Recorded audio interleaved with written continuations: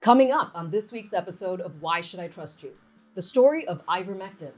We're taking a look at how a drug once called miraculous for its treatment of infections quickly turned into a political weapon during the COVID pandemic.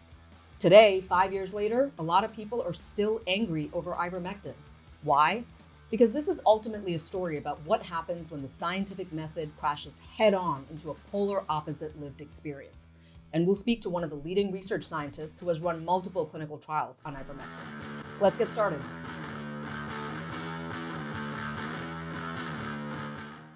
We're back. We should just quickly introduce ourselves again because we're a new podcast. I'm Brenda Adhikari. I'm Tom Johnson. Maggie Bartlett. Mark Azamalik. That's right. We are back. Did everyone have fun doing last week's episode? Yes. So much fun. My mom told me that I'm too loud and I say like and too much. Classic mom. Right? I haven't finished listening to it yet because it's so long. But the part I listened to was great. Oh, great, Dr. Mark. Thank you. So listen, as you know, we are doing episodes right now that are looking at why so many people in this country say that they've lost trust in the science and public health and medical community. And particularly since the pandemic, it really has taken a nosedive. This week, we're going to focus on something that has and is continuing to accelerate this mistrust. And that is the subject of ivermectin. Now, look, this drug, as we know, became a flashpoint during the pandemic. And I just want to start by making it super clear that as of January 2025, the scientific consensus is that ivermectin is not effective at treating or preventing COVID. And look, this is after multiple big, rigorous, double-blind clinical trials, and they've concluded that the drug isn't effective at treating and preventing COVID. And they've tried it at different dosages. They've tried it on thousands of people, and that's where it stands. Now, you might ask, so why are we talking about it? So that's because, we've met so many people who are still convinced that it works. And, this is part of the conversations we're having with people who mistrust science. I can't tell you how many times that the conversation about ivermectin comes up. I saw that a bill is making its way through the Ohio State House right now, being championed by the Senate Republicans there, that would allow patients to basically force hospitals into administering drugs for off-label use if the hospital's own physicians refuse to do that. And that's because during the pandemic, as we know, a lot of hospitals refused to administer ivermectin. And the last thing I'll say, and I promise you I'm going to shut up after that, the last thing I'll say is, as you all know, I've been listening to a lot of Joe Rogan. Yes. And the reason being, I noticed after listening to a couple of episodes, I listened to like 40 of them, okay, in a row, like for 3 months worth of it. And that's right. And what I saw was that in over half of them, he talks about COVID in not just just a quick way. He really talks about it. Like, clearly this was a transformative moment in his life. But the one thing he talks a lot about is ivermectin. And there's one episode in particular, we got a little sound from that, and I just want you to listen to it. So let's take a listen. And then I got COVID. And then when I got COVID, I got over it really quickly. And then I got attacked on CNN. So I was like, okay, what's going on here? Like, why are you guys upset that I took a certain medicine and got better? I've never even heard of such a thing. And they started labeling this ivermectin as a horse dewormer, which is crazy because it won the Nobel Prize for people. So it was like I was watching this bizarre thing take place in scale on mass media against me.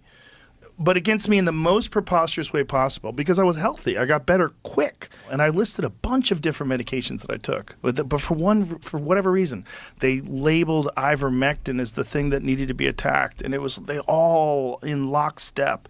MSNBC, CNN, newspapers, all of them making these ridiculous statements that I was taking veterinary medicine. I got medicine from a doctor, from a pharmacy. That was from like less than 4 weeks ago. And we also know that he just recently spoke with Mel Gibson and they talked about ivermectin and they made some claims about cancer. So look, it is out there. It is still a very current topic and that's why we want to talk about it. And Tom, this whole episode was your idea to talk to us. I didn't. That's true.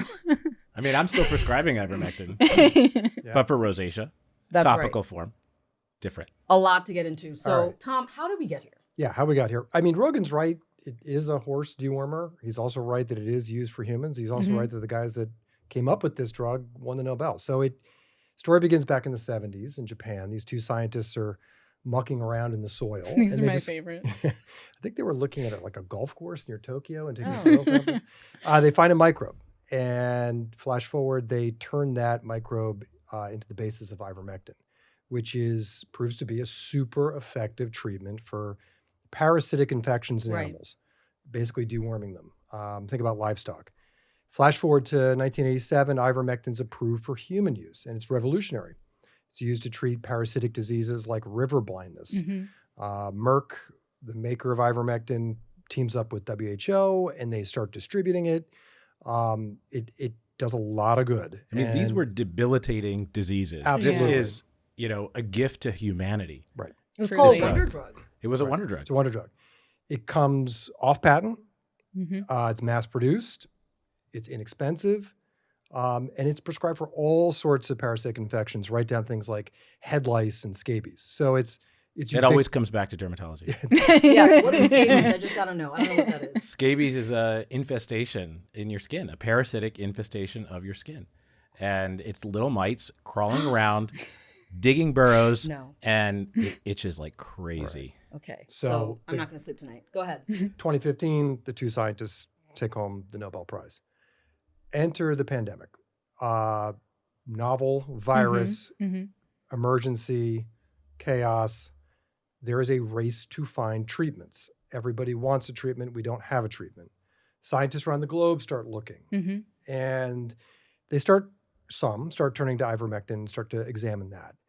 A study comes out of Australia in April of 2020. It's small, and it shows early promise of ivermectin killing COVID in the lab at levels that are way beyond what a human being takes. But it's something. And it's in a test tube. It's in a Yeah. test tube. It sparks a lot of interest. And that sort of gets the snowball rolling for ivermectin and COVID.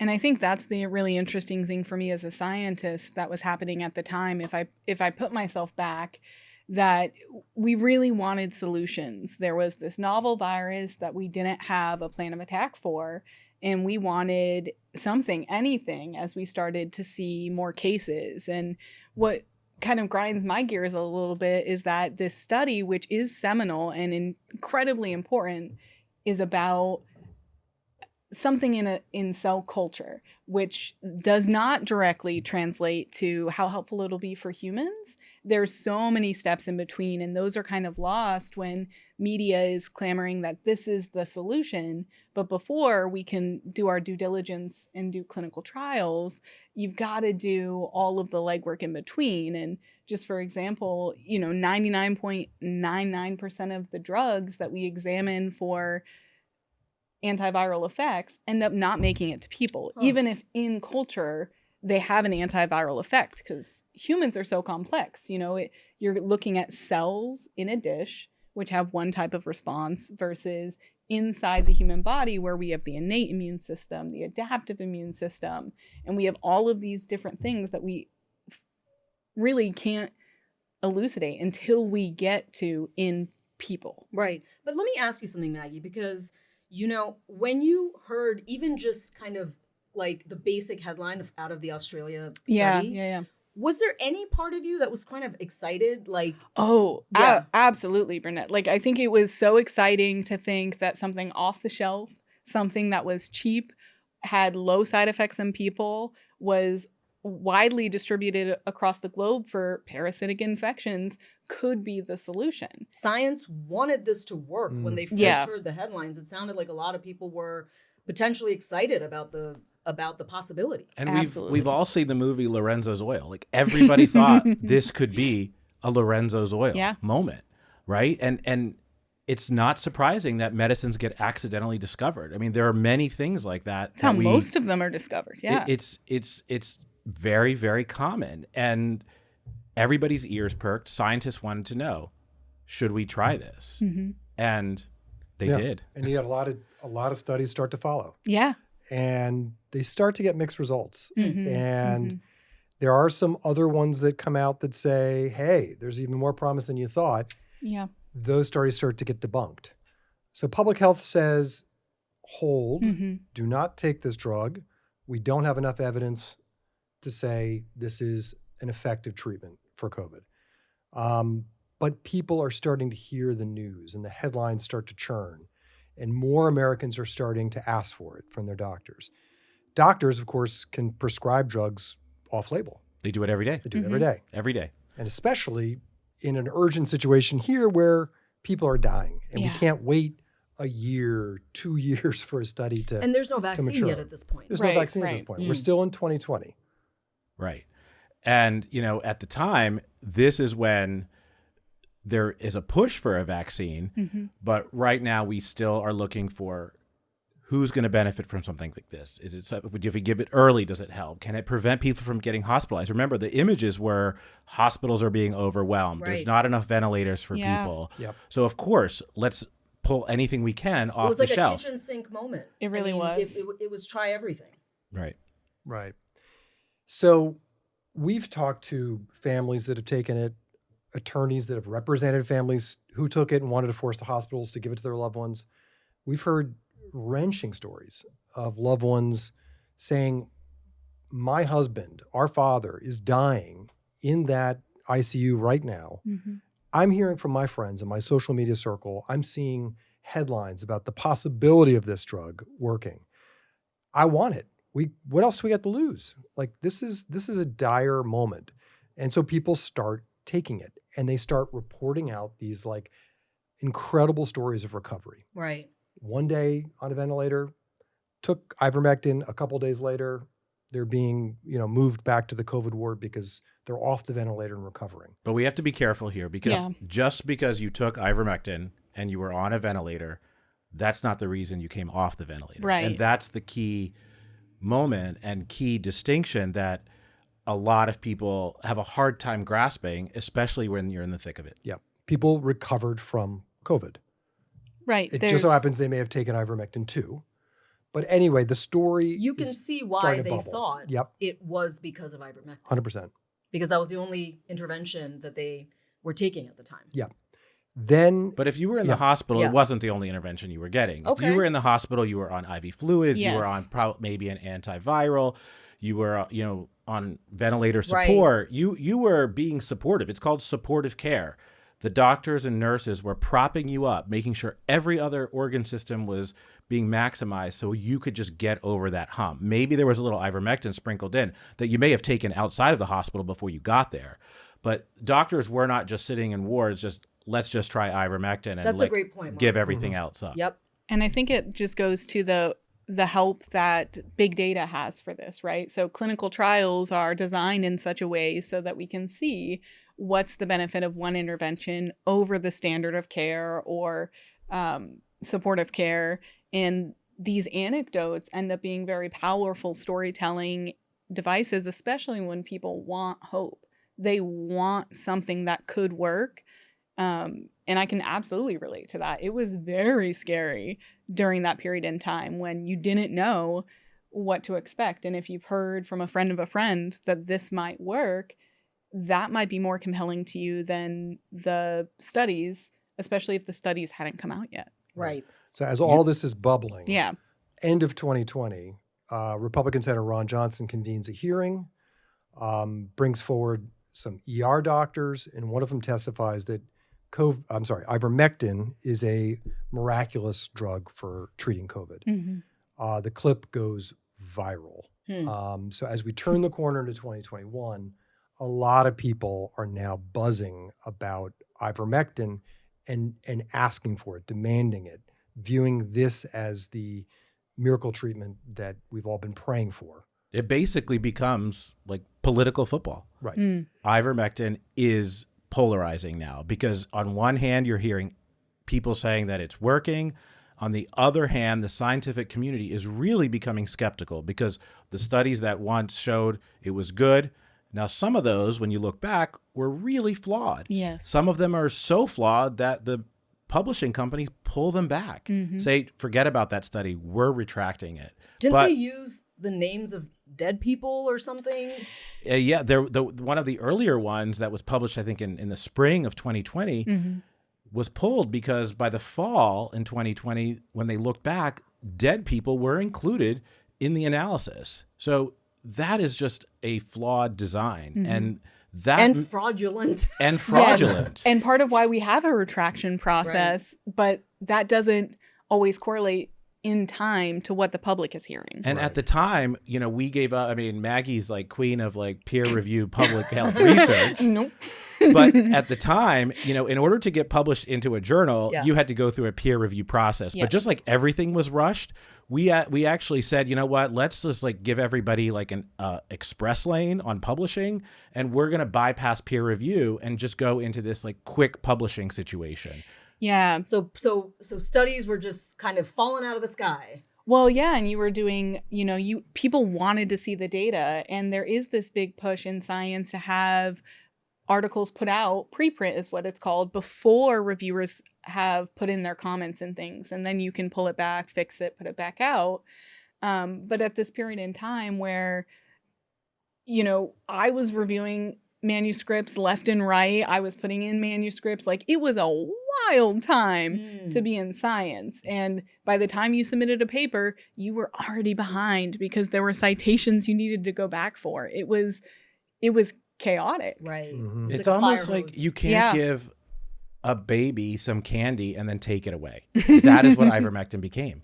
But it also becomes highly political. Mm-hmm. At this exact same time, public health is saying, don't take ivermectin, get the vaccine. Right. I mean, you remember, this is when the push was for getting a vaccine out there, and we had this entire process that wasn't new for COVID, but we hadn't really used it a lot, this emergency use authorization. We all heard it, the EUA, right? And this was a way to get things out there quickly. We didn't have time for years and years of research. We needed to act fast. Mm-hmm. And so the people that were pro ivermectin were accusing the government of not wanting to have ivermectin approved, because if ivermectin was approved, that meant you couldn't have a vaccine approved. Like they were saying there was no room for both ivermectin and a vaccine. And it's just not true. Right.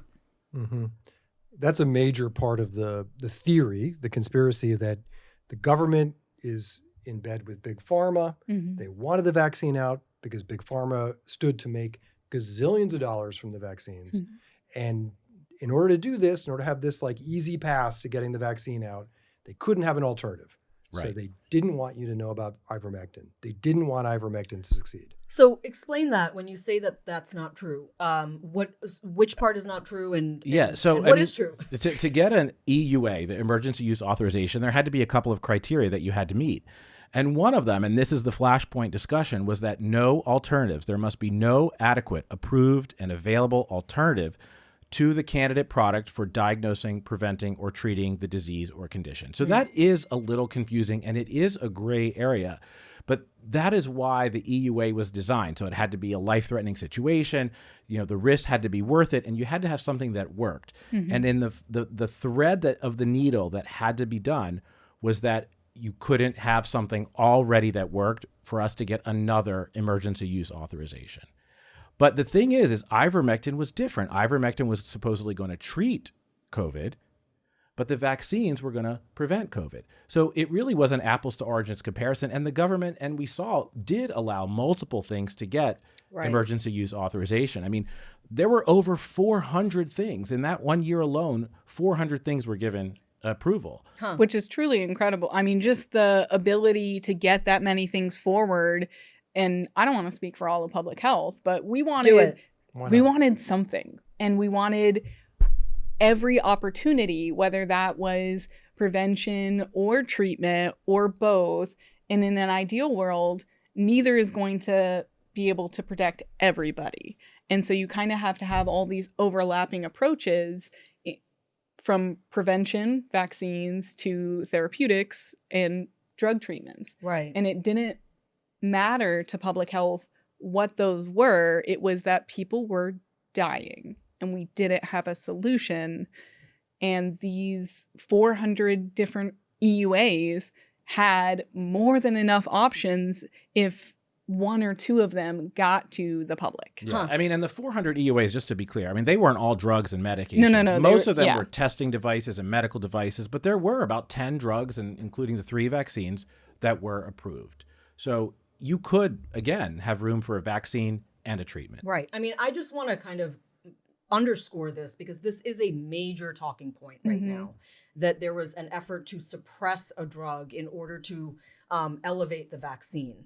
And from what I'm hearing you say, there were other drugs at the same time that we're talking about ivermectin that were also in play. Look, hydroxychloroquine, it also had an EUA at this time. Right. Right? I mean, this is a drug that, you know, in many ways is a synonym for ivermectin. I mean, there were a lot of people pushing hydroxychloroquine, a lot of people pushing ivermectin. The scales have kind of tipped. More people went with ivermectin than hydroxychloroquine, but they're in the same category. Right.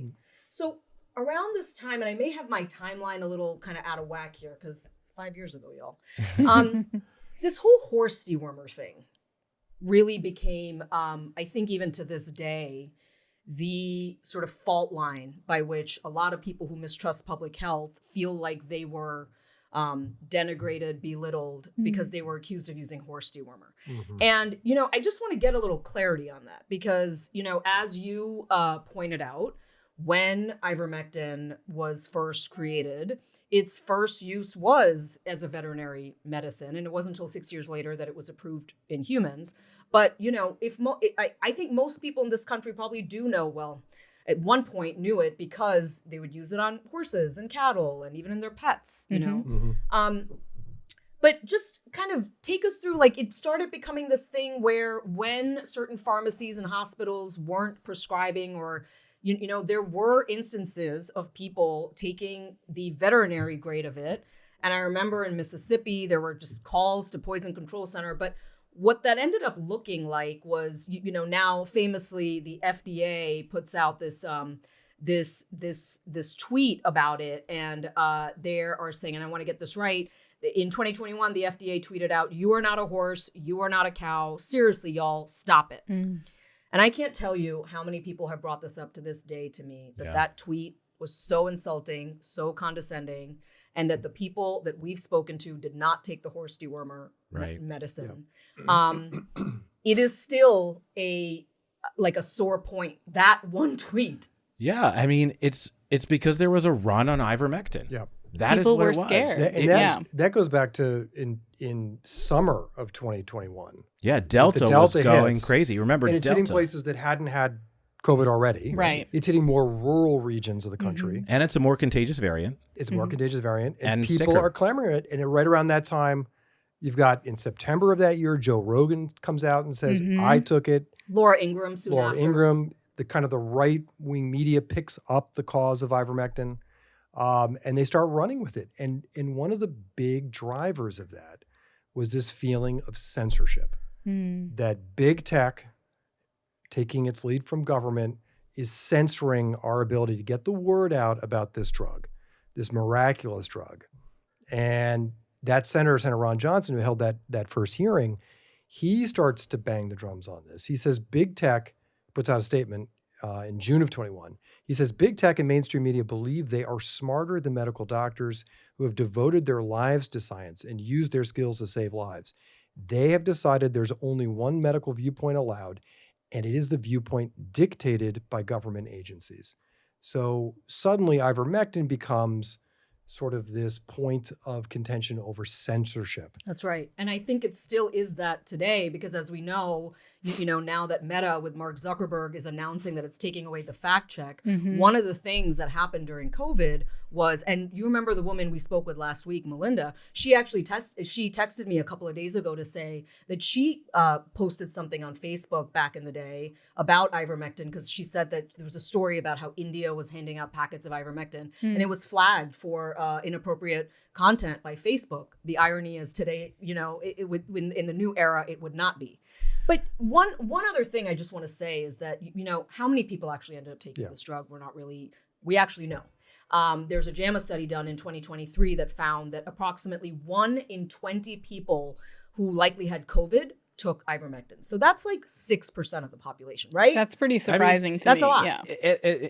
Ivermectin plus anything else that wasn't really a non-evidence-based treatment. I mean, it was people That's right.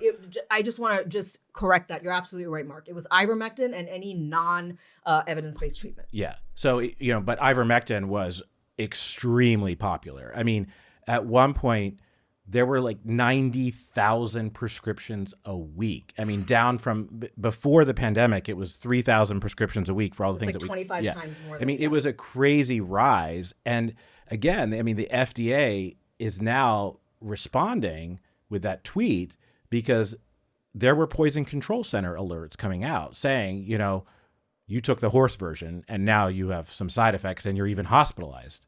So again, it's like, the public health side of this is that they do need to respond. I mean, now look, the message fell flat and the delivery backfired, and the media really jumped on that, by the way. I mean, there were many journalists. I remember, look, I worked at CBS News at the time, and I remember thinking like, geez, these idiots taking horse dewormer. I remember saying that out loud, and I was a journalist at the time, and I apologize for saying that, because the truth is, yes, there were people taking horse dewormer, but that does not seem like that was the majority of the case. And just to put yourself again in the shoes of the people taking it, you know, they're hearing from the media, it's a horse dewormer, don't be stupid. They're hearing from public health, well, the evidence is not there, we've got to wait, we got to see. And they have a loved one who's dying. Yeah. And they're hearing from their cousin or friends on social media or seeing a headline or hearing from a podcast that this worked. This worked for me. This saved my loved one's life. You can very, very quickly start to see how people would say, I'm told it's safe. It's been around. Mm-hmm. It's for humans. I want it. I have to get it. This is my one shot. And the more we talked about it being bad, and the more we talked about it being good, the more news stories there were about it. That was all at the same time as the prescriptions were going up. Yep. So it was, you know, front and center because for a variety of reasons, but in the end, people took it. Now we're going to hear from Dr. David Boulware. And I want to tell you a little bit about him because he is the ivermectin guy. Mm-hmm. He's an infectious disease physician and a researcher at the University of Minnesota. And he has a specialty in running clinical trials. And David's one of the leading researchers who he studied whether ivermectin was effective on COVID. So let's meet David. Hi, Dr. Boulware. Good day. Or good morning, good afternoon. Yeah, whatever time of day it is. It's really good to see you. Look, I want to start off by saying at the very top of this episode, I told our audience that there is a scientific consensus that ivermectin does not cure, prevent, or treat COVID. And my first question to you is, I want to know, how much of a scientific consensus? Are we talking like the measles vaccine doesn't cause autism? Sure. Or is there still like a sliver of, a door crack open? I think the door is relatively closed at this point. Things have changed quite a bit over the last 4 or 5 years now. And so when things were initially described in, April of 2020 of like, oh, there's some possible activity in a test tube sort of in vitro, that, that's sort of one level of evidence versus sort of going, through clinical trials and multiple clinical trials, finding exactly the same finding over time has really generated a fairly uniform scientific consensus on the topic.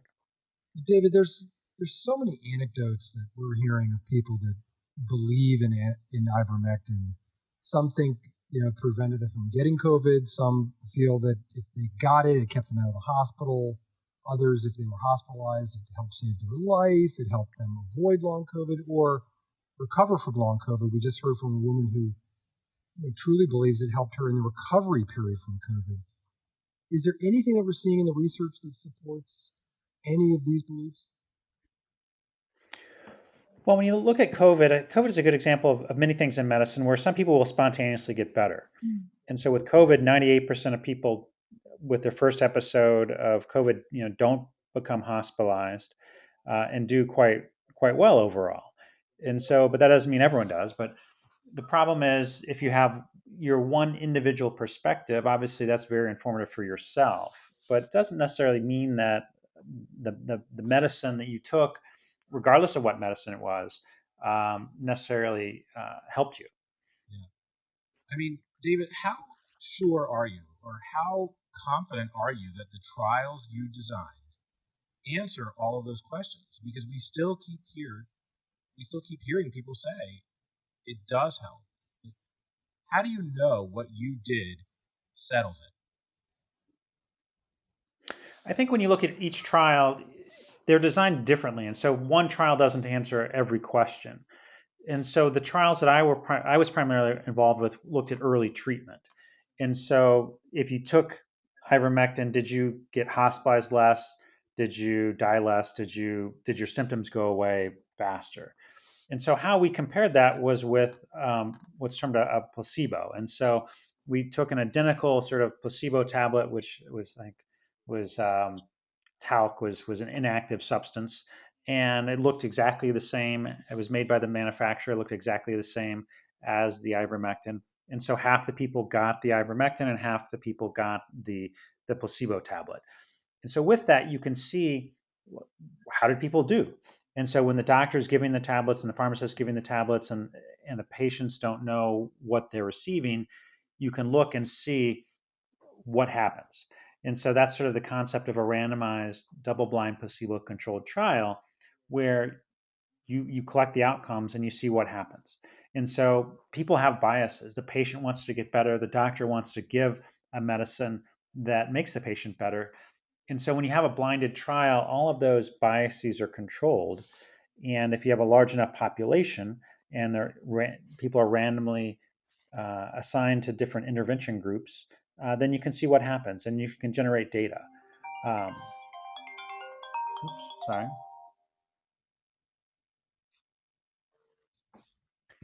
And so with that,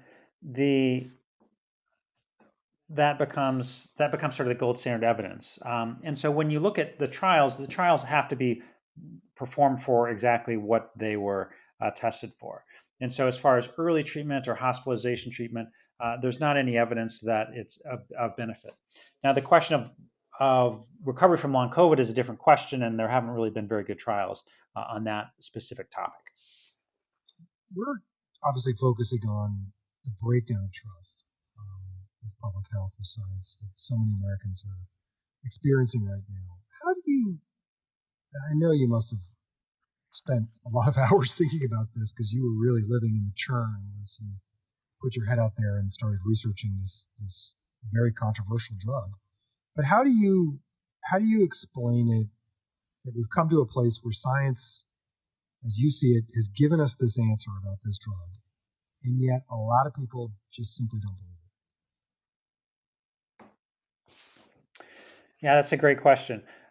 I think that COVID is somewhat unique because it's become very politicalized, unlike most of medicine where, whether drug A works or drug B works better, usually people don't have an opinion. They just want the data, and doctors sort of sort through that data to figure out what works best. And this is something that's generated over, years and decades of scientific evidence for any given condition, whether it's high blood pressure or diabetes or whatever. There's always new things coming along, and the new thing may be better than the old thing, or it may not be. And so you want to have good data to make those decisions. As far as with COVID, I think when COVID first started, basically the medical establishment didn't have anything to offer people. And so when the advice was, if you get sick, just go home and stay at home. And if you get really, really sick, go to the hospital. And so that's kind of just not very good advice for the most part, because people want something to make them feel better, and ideally make them feel better faster. And so when the medical establishment, whether it's NIH or sort of CDC or other sort of authoritative bodies, don't have anything to offer people, then there will be people that will step forward and offer solutions. And so some of that is sort of the inherent experimentation and testing, which is great. Nothing wrong with that.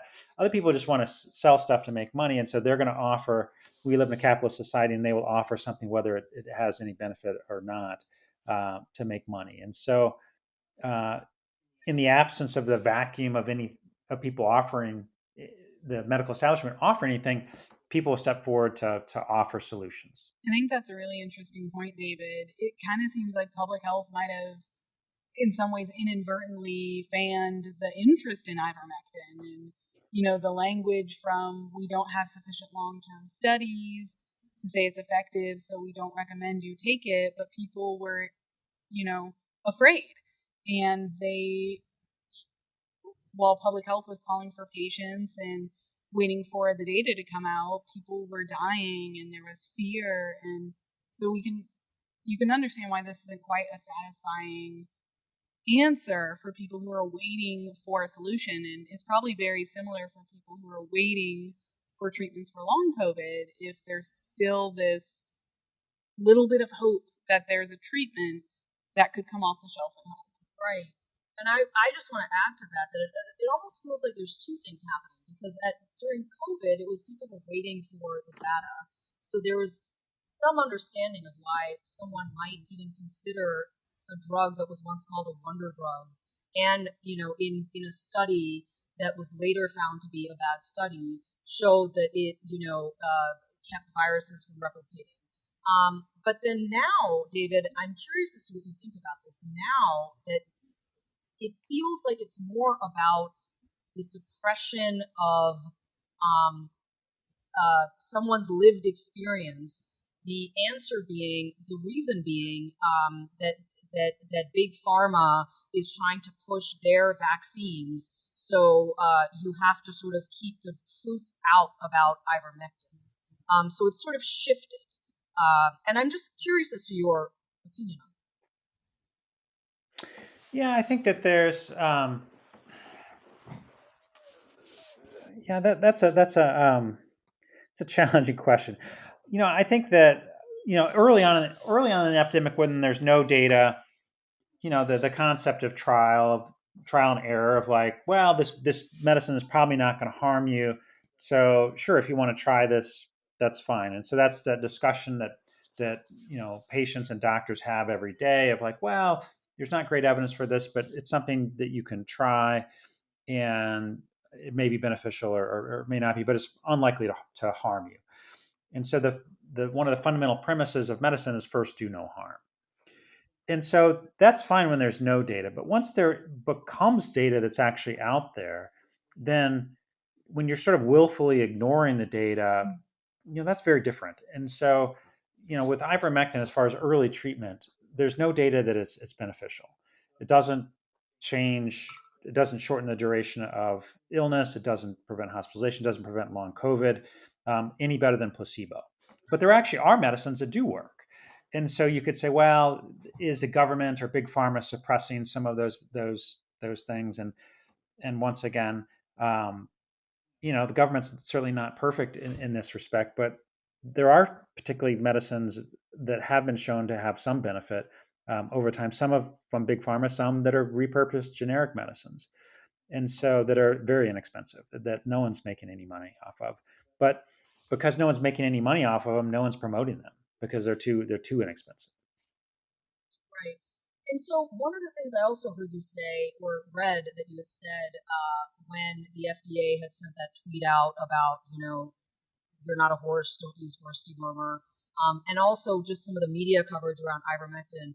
I think even you, a leading ivermectin researcher, you weren't too thrilled with the media coverage back then either. Tell us a little bit about that.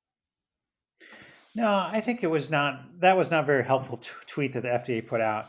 I think making fun of people or vilifying people is not super helpful in trying to sort of steer public health sort of discussion. With our experience with hydroxychloroquine, we did some of the early hydroxychloroquine trials, and that was sort of, I guess, that was ivermectin 1.0. I guess before ivermectin was a thing, there was hydroxychloroquine. And with that trial, as you recall, some of the early data came out in early to mid-March. We launched a trial on sort of March 17th of 2020.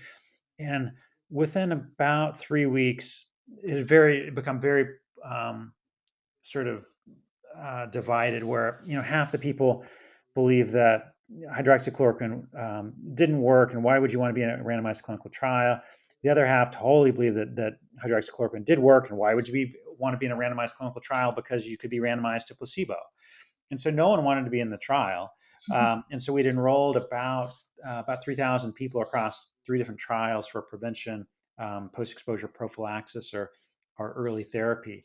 And like we couldn't enroll anyone else because basically opinions were pretty set in stone by really kind of mid-April, mid to late April, such that the trials ended. It would have been nice to have a little bit more people in the trials, but we got a fairly good conclusion that hydroxychloroquine, once again, didn't work.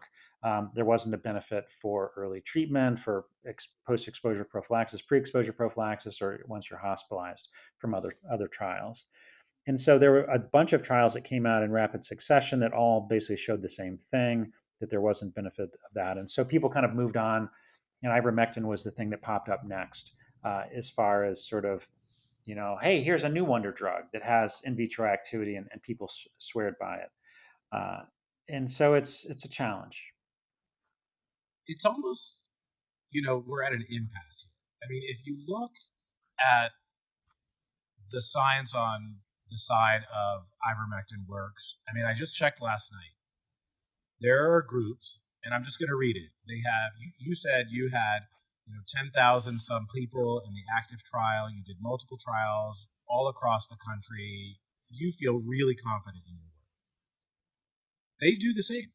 They say they have 105 trials, 220,000 patients, and there is a statistically significant lower risk of everything bad: mortality, ventilation, ICU, hospitalization, recovery, and that it works.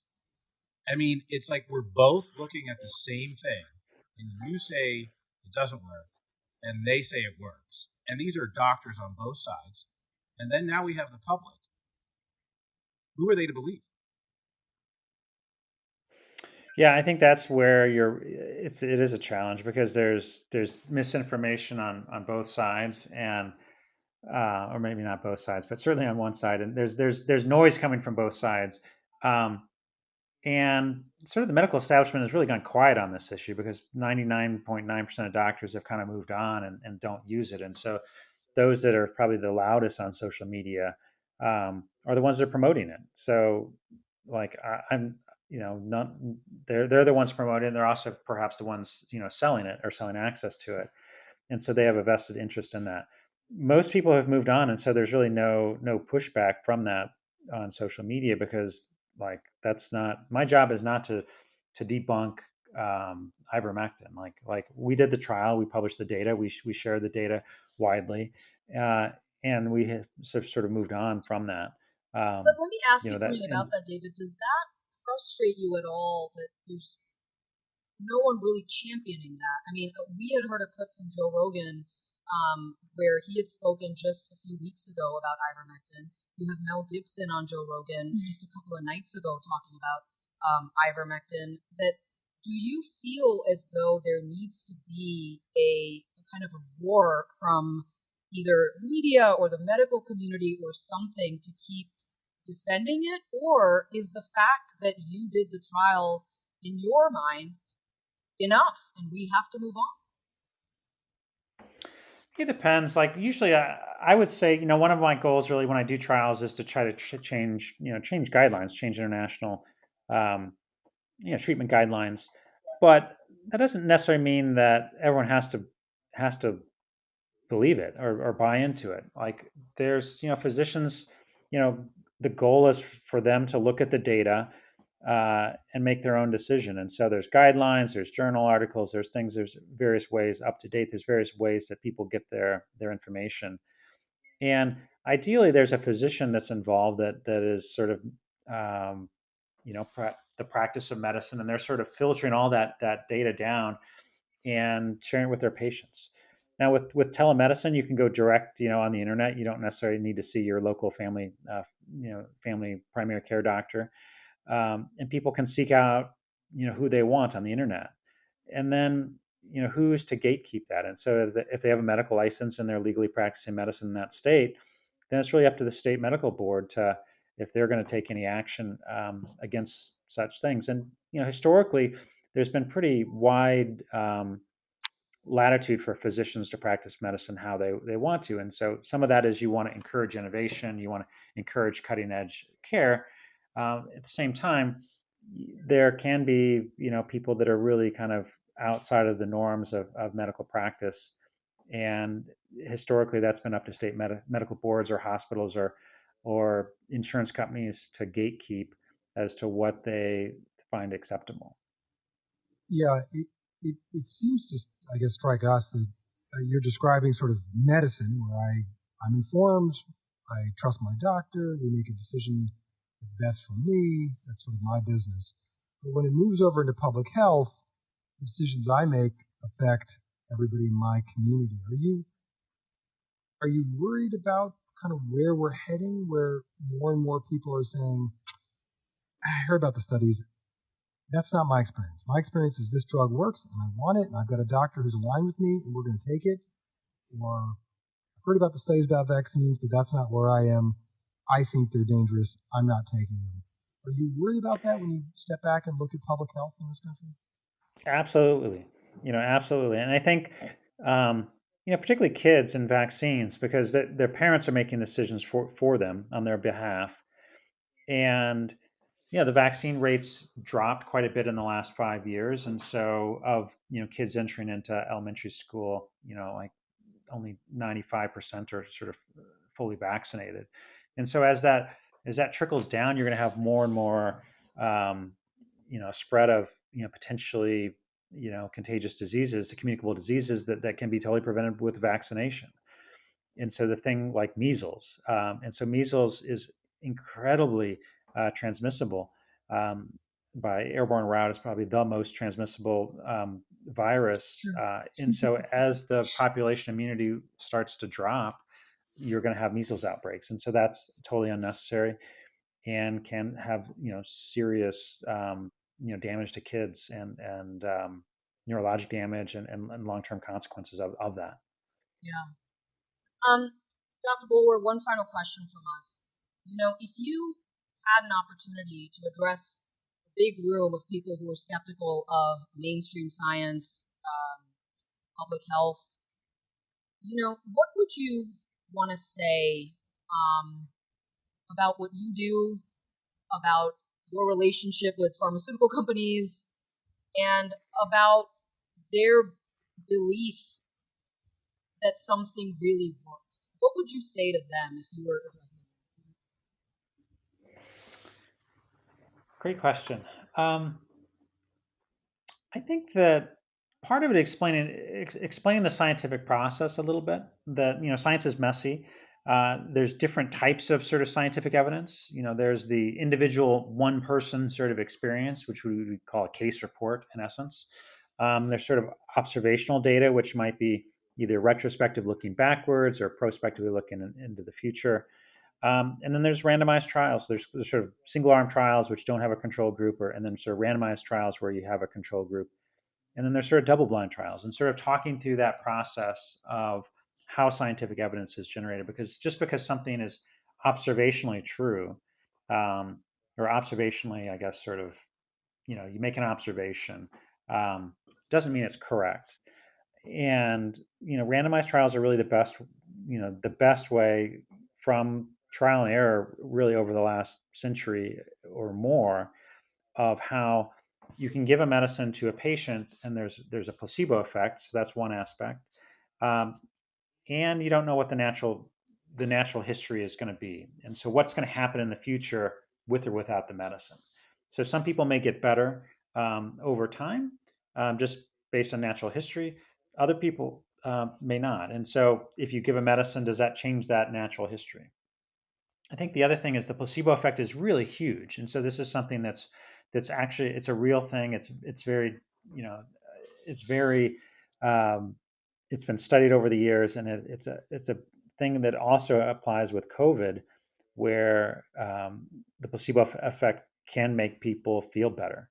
And that's an important concept, that if you give something, even if it doesn't work, people are going to feel better, at least transiently, than if you don't give them anything at all. And just on that point of, because this is something we hear a lot about, which is that ivermectin was cheap and available, and people didn't want the use of it because they wanted to make room for these vaccines that were going to make these big fat cat pharma companies rich. Just address that for a second, because honestly, David, that is such a point of concern for these folks that we're speaking with who are mistrustful of science right Yeah, I mean, the cost of the vaccines, initial cost of the vaccines, the U.S. government bought were like $25, and so they're relatively inexpensive. Um, and so, did the pharmaceutical companies make money off of $25 vaccines? Yeah, if you sell millions and millions of them, they do. But they also make money off of therapeutics, and so uh, that. But the reason why were vaccines developed? The people that were vaccinated were people who had survived their initial COVID and got COVID a second time. The same sort of concept. If you have your immune system is primed and has seen the virus or any sort of antigen, but in this case, the SARS-CoV-2 virus beforehand, you can mount a better immune response much faster, and uh, you don't get as sick. And so that concept of sort of what's termed adaptive immunity, is something that happens naturally if you survive your initial infection, but also a vaccine can do. And so even before there was vaccines, most people survived childhood illnesses like measles and chickenpox and rubella and all sorts of various things. But the amount of childhood death was much, much higher back then. And so, if you don't have to have a bunch of childhood death, vaccines are quite good. And so, is there a big conspiracy of pediatricians who don't want children to die? Yes, I guess you could say, yeah, that's the whole concept of now. pediatrics, that they don't want children to die. Do you have to have vaccines to do that? Yes. And so uh, I think that's the goal of a lot of medicine, is to keep people alive and to sort of alleviate suffering. And so doctors tend to use the best tools that are available. When you set off to study ivermectin for COVID, safe to say you were hopeful it would have proved to work, right? Yeah, I was open-minded when before we started the trial. I was very open-minded because there was some prelim data, there was some lab-based data, um, you know, and so and the same with hydroxychloroquine. Before we started the trial, there was some lab-based data, some bad data, but some data say, oh, maybe there's a benefit here. And so ultimately, you needed a large randomized clinical trial to answer the question. And so if you enroll over 1,000 people, and half of them get ivermectin, half of them don't, and you see what happens. And so, uh, and we showed in multiple different trials conducted in multiple different locations in the U.S., abroad, in Brazil, that ivermectin did not have any benefit. And so it wasn't, and so that was the thing. And you say, oh, well, one trial could be bad, or one trial, maybe there's something weird about the trial. But we have multiple different groups investigating this, and they all kind of come up with the same answer, 1, 2, 3 trials that are large, appropriately designed. You kind of get the answer. The kind of the truth is present. David, you touched on a point that I want to go back to. You said you put out all of this science, you did the research, and you did your job. And it really wasn't your job to be the cheerleader. So you're a researcher. You now have to pass the baton to public health. Is there anything that you wish, or could public health have done differently? What would you have liked to see? Well, I would say first off, it wasn't really my job. That most of my work was all sort of pro bono and on the side. So, as a volunteer researcher, there's only so much free time I can, sort of carve out of my day to run trials that I'm not really paid for. So that's sort of one misconception.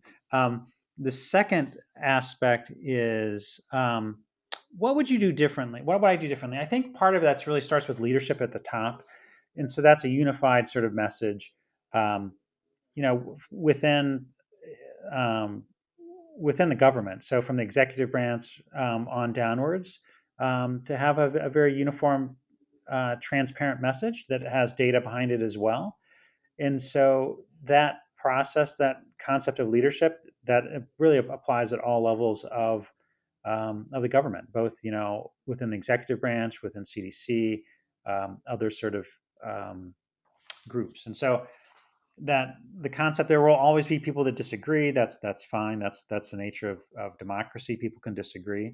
Doesn't mean they're right, but they can certainly have the right to disagree.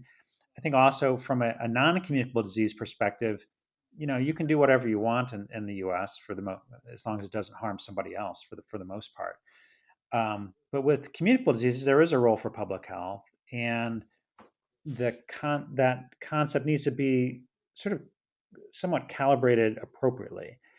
And so the initial response back in April of 2020 of sort of vast lockdowns across the country were probably not necessary in all parts of the country. In certain areas, there was a ton of COVID in the East Coast, in New York City.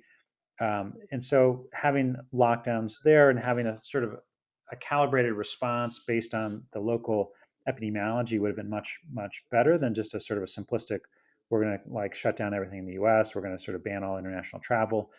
And so there is some level that initially in April of 2020 that really kind of turned people off. That the country was initially very united in sort of March of 2020, and doctors and nurses were actually looked favorably upon, and people were thankful for the jobs that people were doing. And then sort of things become very poisoned, and you had people that are giving death threats out to doctors, and because of what they're doing, and so it's very sort of different.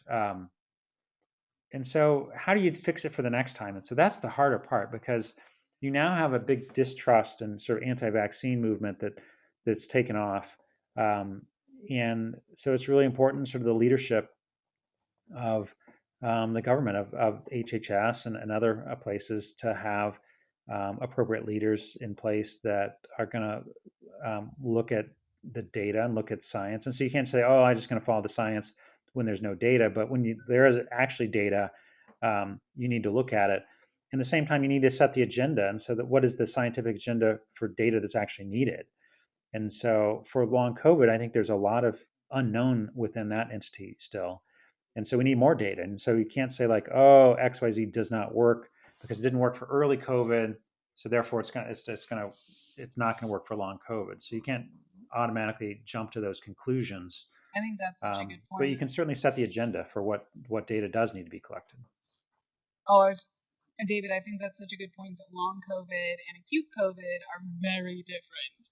And so putting a focus on treatments for the 1 in 5 U.S. Americans who have long COVID and treatment opportunities is still something that needs to be, we're 5 years out from SARS-CoV-2 and the outset of the pandemic, but there's a huge number of people who are still affected by the circulating virus and who are suffering long-term effects from the first handful of waves. And they need to be considered in clinical trials moving forward, and having medical interventions that are going to improve the quality of life, because it's a hugely debilitating condition.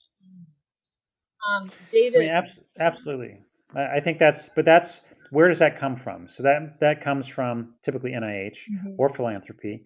And so who sets the NIH budget? Well, that's Congress. And so that's really then Congress that then needs to listen to, the electorate, the population of citizens, to help drive that agenda. And Congress then needs appropriate money for that to happen. And they say, well, we gave money in 2021.